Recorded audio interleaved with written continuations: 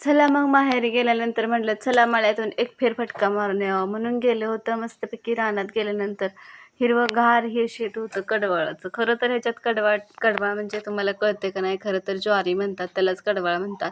तिथे गेल्यानंतर हिरवंगार होतं आणि ही गावरान भेंडी खूप छान लागते बरं का. खरं तर खूप दिवसातून ही भेंडी मी बघितली होती.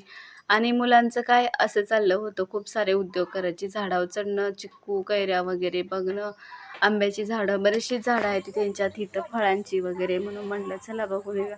आणि खरं तर शेतात गेल्यानंतर खूप भारी वाटत होतं. ही निसर्ग इतका छान, असा निसर्ग शक्यतो आपल्याला बघायलाच भेटत नाही शहरासारख्या ठिकाणी. पण गावाला आल्यानंतर सगळं काय बघायला भेटतं. आणि सगळं एवढ्यात रमल्यानंतर तिथं त्या शेजारच्या आमच्या काकू आल्या होत्या. त्या आपल्या मस्तपैकी आमच्यासोबत गप्पा मारत बसल्या होत्या.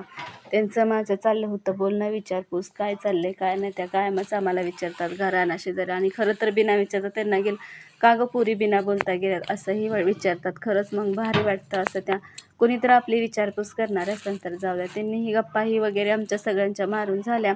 आणि नंतर घरी येत असताना खरं तर पोरं झाडावर आंब्याच्या चिक्कूच्या झाडावर चढली होती. आणि खरं तर त्यांना भीतीच वाटत नाही, उतरून घेतलं खाली. त्यांची खूप सारी सुट्टीचा एन्जॉय घ्यायचा चालला होता झाडावर चढल्यानंतर. आणि खरं झाडावरून खाली उतरल्यानंतर आम्हाला आता घरी निघायचं होतं. ही चिक्कूचं झाड आहे बरं का, आणि आंब्याचंही झाड आहे इथंच. आणि नंतर बघा मुलांनी वगैरे आम्ही सगळ्यांनी एक व्हिडिओ काढला. मुलांना खूप भारी वाटत होतं व्हिडिओ काढताना. मावशी माझा घे, मावशी माझा घे असं चाललं होतं, का तर भरपूर दिवसातून माझी मुलांची भेट पडली होती.